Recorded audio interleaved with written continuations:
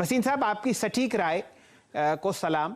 आपने बहुत कहा कि भाई सोच समझ कर चलो, और गिरावट जो है अब 900 अंक बैंक निफ्टी पर 30,300 और लगभग 13,980, आपको 250 अंक कटता हुआ दिखेगा निफ्टी।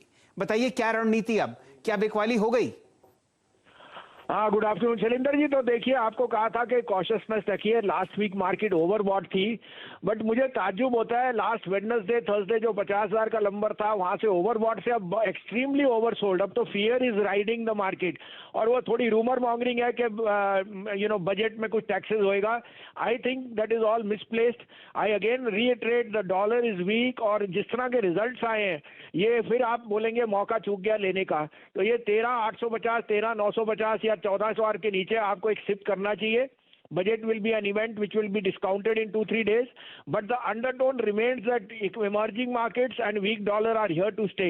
साथ में मुझे जहां तक ख्याल है, मेरे को लगता है कोई एडिशनल टैक्सेस नहीं आएंगे, और government spending will be very very robust with a deficit going up to 5.2। तो यहाँ हम तो लेने की चेष्टा करेंगे। 2-3 अच्छे या 4-5 शेयर काफी है, लेकिन आपके पास जितनी लिक्विडिटी है आप उनसे लीजिए।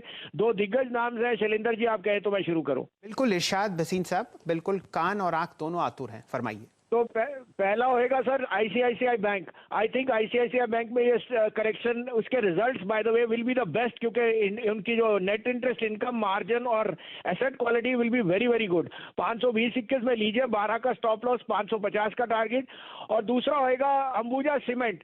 29 मिलियन टन कैपेसिटी है, कोई एडिशनल सरचार्ज नहीं है।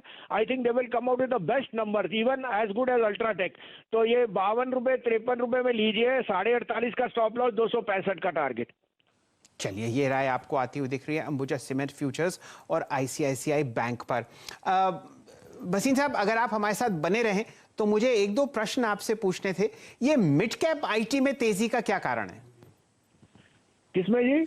Mid cap IT stocks. आपके सामने टाटा एलेक्सी भड़कता हुआ दिखेगा 2662, आपके सामने बिरला सॉफ्ट 261.80, और कई ऐसे stocks, L&T technologies, L&T tech services, Persistent, Mphasis, यहां पर हम अच्छी तेजी ट्रैक कर रहे हैं आज।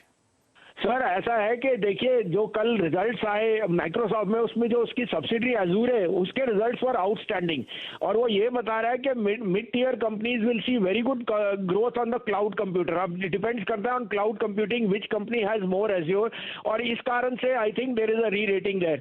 बट आप उसमें लार्ज कैप मत भूलिए ना, आपको टीसीएस और एचसीएल टेक कोई भी करेक्शन या यहाँ पे मिले, I think their numbers and their guidance is very very optimistic. तो I would be more inclined to buy TCS and HCL Tech at these prices. अच्छा, एक जगह और मैं आपका ज्ञान लेना चाहूंगा भसीन साहब। कोई राय अगर आप मेटल स्पेस पर दें, यहाँ बिकवाली गहराती हुई दिख रही है, टाटा स्टील चटक रहा है, आपको जेएसडब्ल्यू स्टील में दिक्कत दिख रही है, जिंदल स्टील एंड पावर थोड़ी परेशानी के दौर से गुजर रहा है। यहाँ पर कोई अच्छा एक स्टॉक जो आप डिप पर खरीदने की राय देंगे? देखिए शैलेंद्र जी, कल the European rally was led by Arcelor Mittal. Arcelor Mittal is saying that steel is at the best cycle, और वो इतना बुलिश है कि they are reinvesting their profit into the expansion. और वो कह रहे हैं कि वीक डॉलर के against steel prices are headed higher. I have no two things that JSW, Jindal and Tata steel, आप तीनों की बास्केट लीजिए। जेएसडब्ल्यू और जिंदल ने तो रिजल्ट इतने शानदार दिए हैं, बेस्ट इन 3 years, तो there is no doubting that। और अभी तो हमारी prices have not gone up the way China has gone up. I think there is still room for going up on the prices side, and demand is very very strong. So I would say use these dips to buy Jindal, JSW, Jindal Steel and Tata Steel. Bhasin साहब, आपका बहुत बहुत आभार। फिलहाल हम लोग screen पर नतीजे ट्रैक कर रहे हैं। बैंक ऑफ बड़ौदा की तीसरी तिमाही का नतीजा आपके सामने, और मेरे सामने जो प्रॉफिट का फ्रेंड्स मिलते हैं अगले वीडियो के अंदर। जब तक के लिए गुड बाय।